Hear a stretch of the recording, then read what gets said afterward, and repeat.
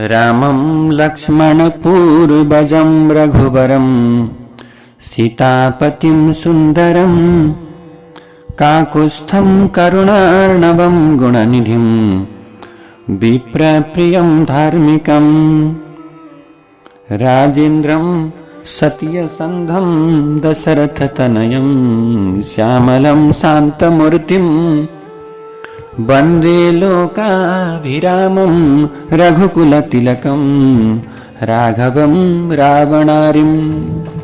यसरी आज लक्ष्मणले अब सीतालाई भन्नुहुन्छ, हे भाउजू, आज हजुरले अत्यन्त कठोर प्रकारको वचन बोल्नुभयो, त्यसैले म मेरो दाजुको आज्ञालाई पालन गर्नका निम्ति दृढतापूर्वक म यहाँ बसेको। आज हजुरले मलाई अत्यन्त प्रकारबाट दुर्वाच्य वचन बोल्दै जानुस् भनिरहनु भएको छ। हुन्छ, ठिकै छ, म आफ्नो दाजु भएको ठाउँमा जान्छु, हजुरको कल्याण होस्।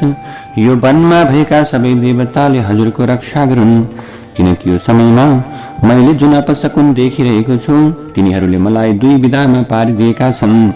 यसकारण मेरो मनमा म रामसँग फर्किँदा हजुरलाई सकुशल देख्न पाइएला कि नपाइएला भन्ने शङ्का उत्पन्न भएको छ। लक्ष्मणका यस्ता कुरालाई सुनेपछि सीता रुन थालेकी हुनाले उनका आँखाबाट ज्यादै तीव्र गतिमा आँसुहरू बग्न थाले। लक्ष्मणसँग अब सीताले भन्दछिन्, यदि रामसँग वियोग भयो भने म गोदावरी नदीमा समाहित हुन्छु अनि घाँटीमा फाँसी लगाउँछु अथवा पर्वतको चुचुरोबाट हाम फाल्छु अथवा हलाहल विष पिउँछु, बलेको आगोमा पस्छु, तर राम बाहेक अन्य म कहीँ पनि जान सक्दिन। लक्ष्मणका अगाडि यस्तो प्रकारको प्रतिज्ञा गरेर अब सीताले भन्दछिन्, म राम बाहेक अन्य पुरुषलाई कहिले स्पर्श गर्दिन। अब यसरी लक्ष्मणको अगाडि यस प्रकारको प्रतिज्ञा गरेर अत्यन्त शोकाकुल भएर रोइरहेकी सीताले दुवै हात जोडेर छाती पिट्न थालिन्, अत्यन्त रुन थालिन्, कराउन थालिन्। यसरी सीता रोएको देखेर लक्ष्मणले मनमा नै सीतालाई सान्त्वना दिनुभयो, तर सीता त्यो समयमा लक्ष्मणसँग केही बोल्नु भएन। त्यसपछि आफ्नो मन बसमा राख्ने लक्ष्मणले दुवै हात जोडेर केही निहुरिँदै सीतालाई प्रणाम गरेर पटक पटक सीतातिर हेर्दै लक्ष्मण राम भएतिर प्रवेश गर्नुभयो अथवा प्रस्थान गर्नुभयो। आज सीताका ज्यादै कठोर वचनलाई सुनेर रिसाएका लक्ष्मण रामलाई भेट्ने अभिलाषा लिएर तत्कालै त्यहाँबाट हिँड्नुभयो।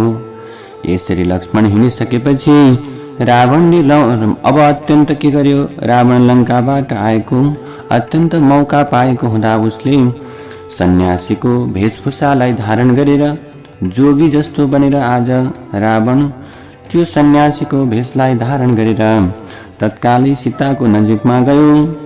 अब उनले आफ्नो शरीरमा गेरो वस्त्र बेरेको, शिरमा टुप्पी, हातमा छाता, गोडामा जुत्ता थिए भने देब्रे काँधमा लौरो राखेर त्यो कमण्डलुलाई हातमा झुन्ड्याएको त्यो ज्यादै बलवान रावण त्यो वनमा सन्यासीको रूपलाई धारण गरेर राम र लक्ष्मण दुवै नभएका अवस्थामा एक्लै सीताको नजिकमा पुग्यो। जसरी सूर्य र चन्द्रमा विहीन भएकी सन्ध्याको नजिकमा भयानक अन्धकार आउँछ, त्यसै गरी सीताको नजिकमा गयो भने आज जसरी चन्द्रमा विहीन भएकी रोहिणीमाथि धेरै कडा ग्रह मंगल वा शनिको दृष्टि पर्दछ, त्यसै गरी रावणले ती ज्यादै सरल स्वभाव सम्पन्न सीतालाई देख्यो।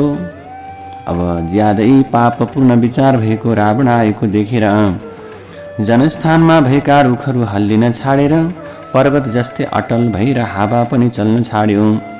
त्यो राता राता आँखा भएको रावणले त्यो रावणको दृष्टि पर्ने बित्तिकै ज्यादै तीव्र गतिमा बग्ने गोदावरी नदी डराएर बिस्तारै बग्न थालिन्।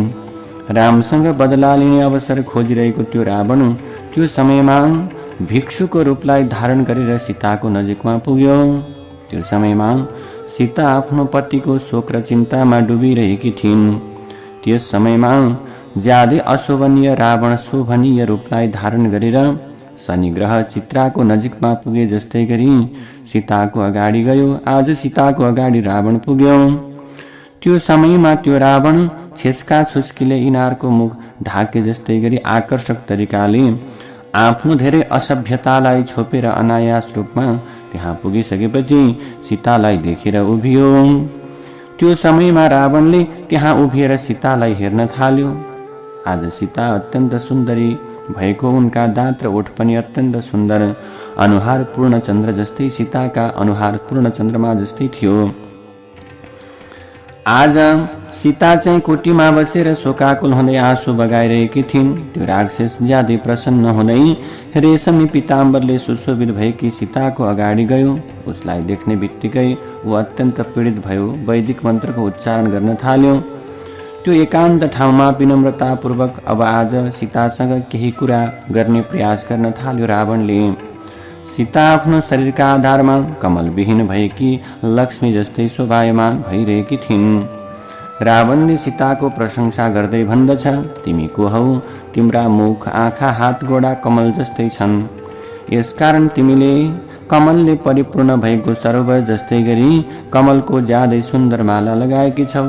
तिमी त श्री कीर्ति, लक्ष्मी अथवा अप्सरा को हौ मलाई बताइदिनु पर्यो। अथवा तिमी भूति वा आफ्नो अभिलाषा अनुसार घुमफिर गर्ने कामदेवकी पत्नी रति पो हौ कि? तिम्रा दाँत चिटिक्क मिलेका छन्। तिनीहरूको अगाडिको भाग कुन्द पुष्पको कोपिला जस्तै शोभायमान छन्। सबै दाँत चम्किला छन्, सेता छन्। तिम्रा आँखा ज्यादै सुन्दर छन्, निर्मल छन्। तिम्रो शरीर त अत्यन्त सुन्दर देखिन्छ। अब आज तिम्रो शरीर ज्यादै सुन्दर र उत्तम मणिहरूले आभूषणले विभूषित भइरहेको छ। तिमीले आफ्नो सौन्दर्यले मेरो मनलाई ज्यादै आकर्षित गरेकी छौ, ज्यादै प्रभावमा पारेकी छौ। तिमी अत्यन्त सुन्दर छौ। कपाल पनि तिम्रो मनमोहक छ, चम्किलो छ। त्यसैले तिम्रो शरीर अत्यन्त सुन्दर भयो मैले देखेको छु। आजसम्म मैले यो समग्र पृथ्वीमा यस्तो प्रकारको तिम्रो जस्तो रूप भएकी नारीलाई देखेकै थिइनँ। मैले यहाँ आउने बित्तिकै तिमी यस प्रकारको रूप सम्पन्न भएर यो वनमा बस्न उचित नहुने निश्चय गरेको हुँदा यहाँबाट हिँड। यो त आफ्नो इच्छा अनुसारको रूप धारण गर्ने डरलाग्दा राक्षसहरू बस्ने ठाउँ हो। तिमीले त रमणीय राजमहल, समृद्धशाली नगर र सुगन्ध सम्पन्न बगैँचामा बस्न घुम्न उचित हुन्छ। तिमीले उपभोग गरेको व्यक्ति, पुरुष सुगन्ध र वस्त्र सुन्दर हुन्छ भने मेरो अनुभवमा तिमीसँग आनन्ददायक रहने पति उत्तम हो। तिमी को हौ? मलाई त तिमी रुद्र, मरुद्वा, वसुहरूसँग सम्बन्धित देवी भएको अनुभूति भइरहेको छ। यहाँ गन्धर्व, देवता, किन्नर आउँदैनन्। यो त राक्षसहरू बस्ने ठाउँमा आज तिमी कसरी आयो? यहाँ बाँदर, चितुवा, बाघ, मृग, बुवासा, भालु, सिंह, गिद्ध सहितका पक्षीहरू पनि बस्छन्। तिमीलाई यिनीहरूको डर लाग्दैन? यो विशाल वनभित्र ज्यादै तीव्र गति सम्पन्न, अत्यन्त उन्मत्त भएका डरलाग्दा हात्तीका बीचमा एक्लै बस्दा तिमीलाई किन डर लाग्दैन? मलाई यथार्थ रूपमा बताऊ, तिमी को हौ? अनि कहाँबाट आएर के कारणले यो राक्षसहरूले बस्ने ज्यादै डरलाग्दो दण्डकारण्य नाम भएको वनमा एक्लै घुमिरहेकी छौ? यस प्रकारले महात्माको रूपलाई, जोगीको रूपलाई, सन्तको रूपलाई धारण गरेर आएको रावणले सीताको प्रशंसा गरेपछि आज रावणलाई देखेर सीताले अतिथिको सत्कार गर्दै अथवा अतिथिको रूपमा उपयोगी सबै सामग्रीले आज त्यो सन्त स्वरूप मानेर पूजा गर्न थालिन् सीताले। यो सिलसिलामा उसले पहिले बस्ने आसन दिएर पाउ धुने जल दिइन्। त्यसपछि बाहिरबाट ज्यादै शान्त देखिने त्यो अतिथिलाई भोजनका लागि आमन्त्रण गर्दै भनिन्, भोजन तयार भएको छ, स्वीकार गर। उनी ब्राह्मणको भेषमा आएका हुनाले उनले कमण्डलु र गेरु वस्त्र धारण गरेको थियो। रावणले यसरी ब्राह्मणको भेषमा आएको अतिथिको अवहेलना गर्न असम्भव थियो। उसको वेशभूषामा ब्राह्मणको चिन्ह स्पष्ट रूपमा, प्रष्ट रूपमा देखिएको हुनाले त्यो रूपमा आएको त्यो रावणलाई देखेर सीताले ब्राह्मण भनेर अत्यन्त सत्कार गर्ने अभिलाषाले आमन्त्रण गर्दै अब सीताले भन्दछिन्, हे ब्राह्मण, यो गुन्द्रीमा आफूलाई सहज हुने तरिकाले बस। यो गोडा धुने पानी स्वीकार गर। अनि यो वनमा उपलब्ध हुने उत्तम फल र कन्दमूल तयार गरेकी छु। यहाँ बसेर शान्त भावले यसको उपभोग गर। अतिथिका लागि सबै तयार छ भनेर उनलाई सीताले भोजनका अथवा यो प्रकारले सीता माताले भोजनका लागि आज त्यो रावणलाई आमन्त्रण गरेपछि रावणले सीतातिर हेरेर मनमा आफ्नै वधका लागि सीताको अपहरण गर्ने दृढ निश्चय गर्दछ रावणले। त्यसपछि सीता अब आज जङ्गलमा गएका लक्ष्मण सहित आफ्नो पति रामको प्रतीक्षा गर्न थालिन्। उनले चारैतिर आँखा डुलाए तापनि सबैतिर हरिलो भरिलो वन मात्र देखी अथवा त्यो प्रकारको वन मात्र देखिएको छ। अब त्यहाँ जङ्गल बाहेक केही छैन। तर बिचरा सीताले रामलाई देख्न सक्नु भएन, लक्ष्मणलाई देख्न सक्नु भएन, किनभने त्यो जङ्गलमा जताततै रुखहरू मात्रै छन्। राम आउने प्रतीक्षा गर्दा गर्दै, लक्ष्मण आउने प्रतीक्षा गर्दा गर्दै समय बित्न थाल्यो। केही समयमा ती सीतालाई अपहरण गर्ने अभिलाषा लिएर सन्यासीको रूपलाई धारण गरेर आएको रावणले यसरी सोधेपछि सीताले आफ्नो यथार्थ परिचय दिइन्। उनले केही समय आफ्नो मनमा यी ब्राह्मण र अतिथि भएकाले यदि मैले यिनका कुराको जवाफ दिइन भने यिनले मलाई श्राप दिनेछन् भन्ने विचार गर्नुभयो सीता माताले। यस प्रकारको निश्चय गरेपछि सीताले भन्नुहुन्छ, म मिथिलाका महात्मा राजा जनककी छोरी र अयोध्याका राजा रामकी प्यारी पत्नी हुँ। मेरो नाम चाहिँ सीता हो।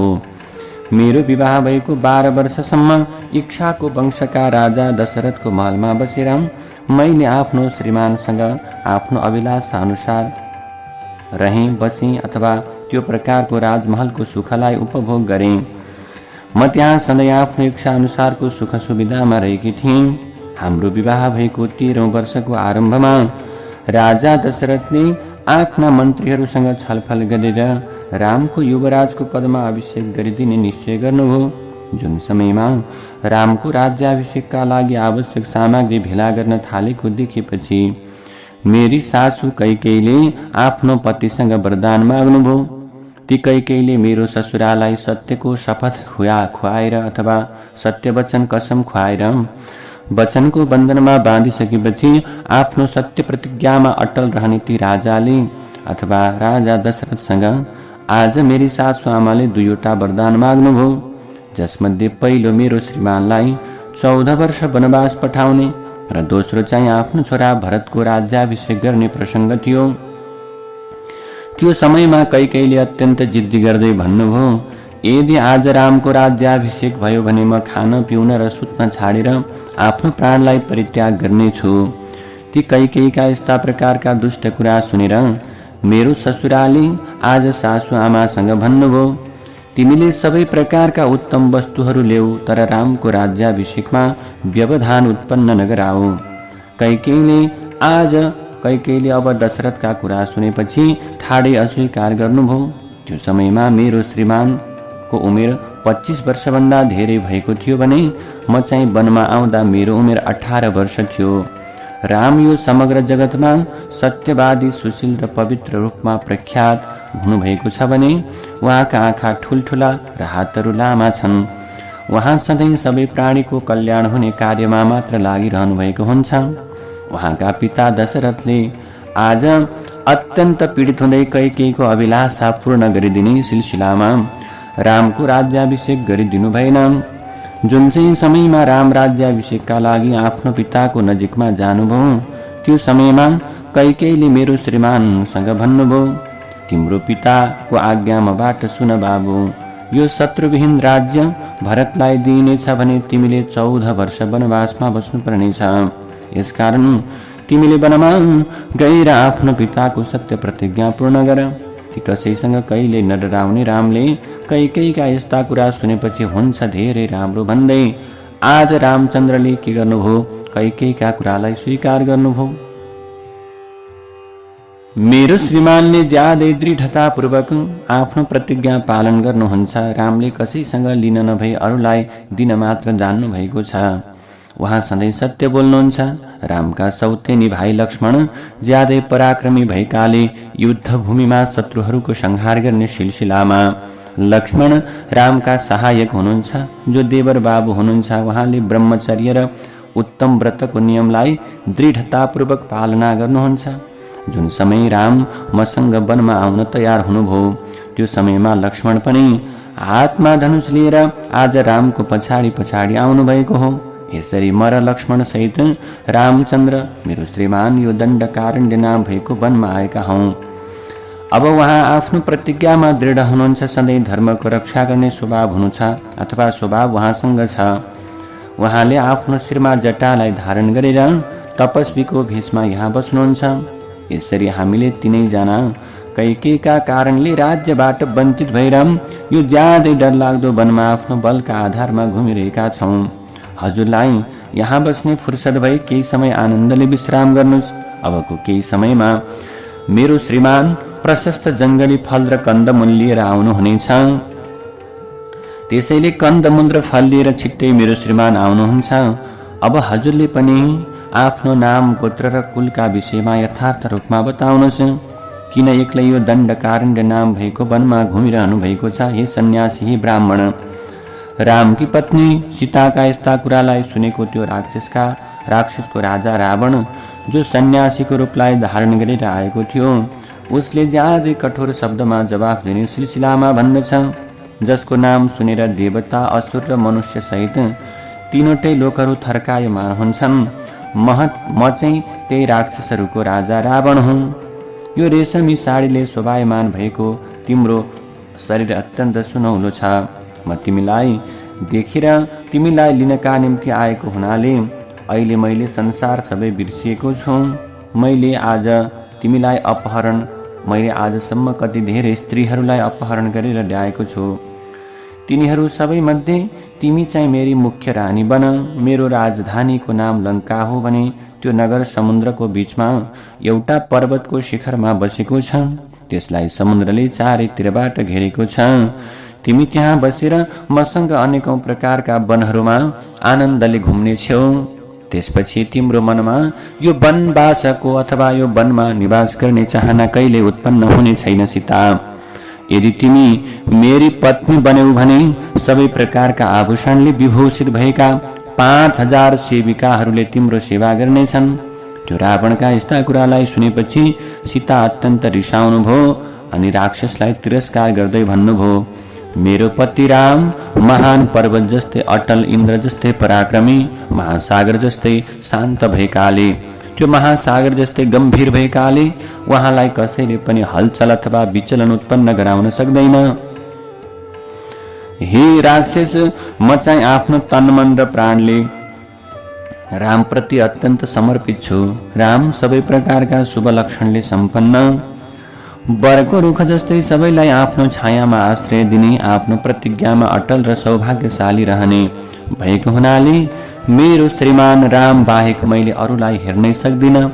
उहाँका दुवै हात लामा छन्, छाती चौडा छ। उहाँ सिंहको जस्तै गरी पाइला चालेर ज्यादै गर्वले हिँड्नुहुन्छ। सिंह जस्तै पराक्रमी पनि हुनुहुन्छ। मैले ती राममा अनन्य के गर्छु, भक्तिभाव राख्छु। रामको अनुहार पूर्ण चन्द्रमा जस्तै मनमोहक छ भने उहाँले आफ्ना इन्द्रियहरूलाई बसमा राख्न सक्षम हुनुहुन्छ। यो समग्र जगतमा रामचन्द्रको यश र कीर्ति फैलिएको छ। हे राक्षस, तिमी चाहिँ स्याल र म सिंहिनी भएको हुनाले तिमीले मलाई कहिल्यै पनि पाउन सक्ने छैनौ। यदि तिमी यहाँ मलाई पाउने दुष्ट अभिलाषा लिएर आएका हौ भने तिम्रो चाहना अहिल्यै परित्याग गरिदेऊ। किनकि जसरी कसैले सूर्यको कान्तिमा हात लगाउन सक्दैन, त्यसै गरेर तिमीले मलाई कहिल्यै छुन पनि सक्दैनौ। तिमीले रामकी पत्नीको अपहरण गर्ने प्रयास गरेर आफ्नो काललाई आमन्त्रण गरिरहेका छौ।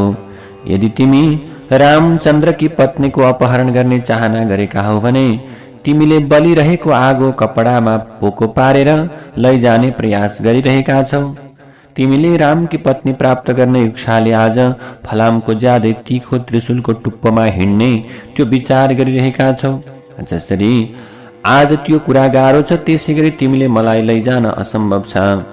जुन फरकपन वनमा बस्ने सिंह र स्यालमा, समुद्र र साना नदीमा, अमृत र विषमा, सुन र सिसामा, चन्दन मिसिएको जल र हिलोमा, वनमा बस्ने हात्ती र बिरालोमा, गरुड र कागमा, मयूर र हिले कागमा तथा वनमा बस्ने हाँस र गिद्धमा रहेको छ, त्यही फरकपन राम र तिमीमा रहेको छ। जुन समयमा देवताका राजा इन्द्र जस्तै पराक्रमी रामचन्द्रले हातमा धनुष र बाण लिएर उभिनुहुनेछ, त्यो समयमा तिमीले मेरो अपहरण गरेर मलाई आफ्नी बनाउन कहिल्यै सक्ने छैनौ। सीताको मनमा कुनै कुभाव नभए तापनि त्यो राक्षसलाई यस्ता प्रकारका ज्यादै दुःखदायी कुरा सुनेपछि अथवा ऊ रिसले काम्न थालेको हुनाले त्यो ज्यादै अत्यन्त धर्मनिष्ठा भएर अथवा अत्यन्त एक्लै बस्नुभएकी ती सीतालाई हावाले हल्लाएको केराको थाम जस्तै आज सीता माता व्याकुल हुन थाल्नुभयो। यसरी सीता कामिरहेको देखेपछि रावणले उनको मनमा डर उत्पन्न गराउने अभिप्रायले आफ्नो कुल, आफ्नो बल, आफ्नो नाम र आफ्नो कर्मका विषयमा यथार्थ रूपमा बताउन थाल्यो। सीताका यस्ता प्रकारका कुरा सुनेपछि रावणले ज्यादै रिसाउँदै आँखी भौँ टेढो पार्दै कठोर शब्दमा भन्दछ, म कुबेरको सौतेलो भाइ ज्यादै प्रतापी 10वटा टाउको भएको रावण हुँ। जसरी मनुष्य मृत्युको डरले सधैँ डराइरहेका हुन्छन्, त्यसै गरेर जसको डरले देवता, गन्धर्व, पिशाच, पक्षी र नाग डराउँछन्, जसले कुनै कारणले आफ्नो सौतेलो दाजु कुबेरसँग द्वन्द्व युद्ध गरेर युद्धभूमिमा हराइदिएको थियो, म त्यही रावण हुँ। मैले डरले कुबेर आदि अथवा मेरै डरले कुबेर आफ्नो ज्यादै समृद्धशाली लङ्कालाई परित्याग गरेर अहिले कैलाश पर्वतमा बसेका छन्। उनको आफ्नो इच्छा अनुसारको चल्ने पुष्पक विमान मैले आफ्नो बनाएको छु। त्यही विमानमा सवार भएर म आकाशमा घुम्छु। जुन समयमा म धेरै रिसाउँछु त्यो समयमा इन्द्र सहितका देवता मेरो मुखलाई देखेर डरले अथवा भनौँ भयले थरथर काम्दै यताउता भाग्छन्। जहाँ म उभिन्छु त्यहाँ हावा पनि ज्यादै मन्द गतिमा चल्छ। मेरो डरले आकाशमा ज्यादै ताता किरणहरू भएका सूर्य पनि चन्द्रमा जस्तै शीतल हुन्छन्। जुन ठाउँमा म बस्छु अथवा घुम्छु त्यहाँका रुखमा पातहरू हल्लिँदैनन्।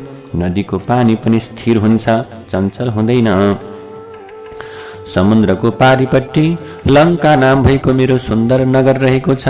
त्यो नगरमा इन्द्रको अमरावती जस्तै मनमोहक हुनका साथै धेरै धेरै धेरै प्रकारका डरलाग्दा राक्षसहरूले यथार्थ रूपमा भरिएको छ।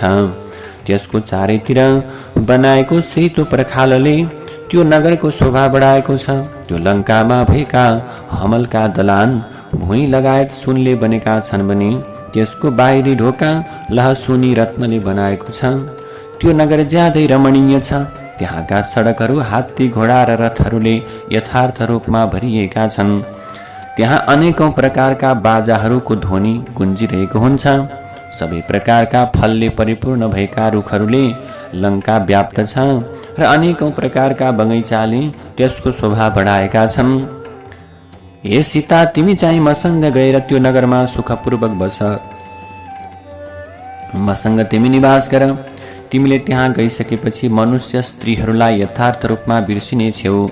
लङ्कामा अलौकिक र मनुष्यका भोगका लागि अथवा ती भोगहरूलाई उपभोग गर्दै तिमीले आज त्यो आयु समाप्त हुन लागेको रामलाई कहिले सम्झने छैनौ।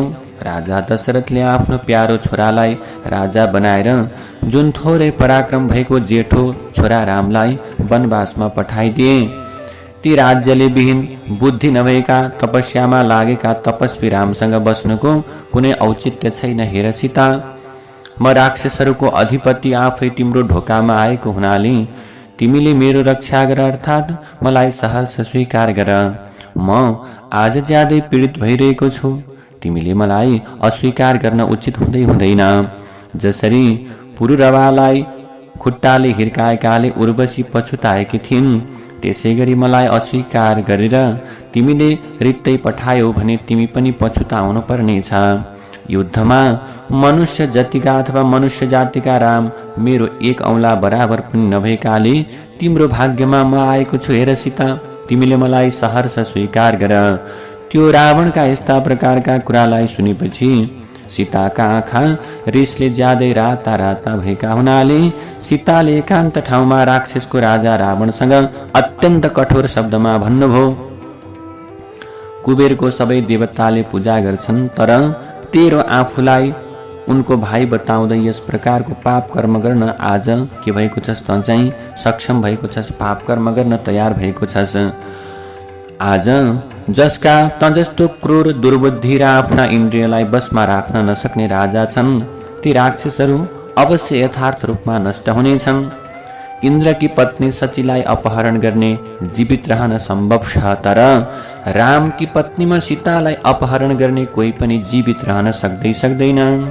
सीताका यस्ता कुरालाई सुनेपछि रावणले आफ्नो हातले ताली बजाएर शरीर धेरै ठुलो बनायो। कुराकानी गर्न ज्यादै सिपालु भएकाले अब फेरि सीतासँग रावणले भन्दछ, मेरो अनुभवमा तिमी पागल भएकी हुनाले तिमी मेरो बल पराक्रम र मेरो ऐश्वर्यको कुरा नसुनेको जस्तो गरिरहेकी छौ।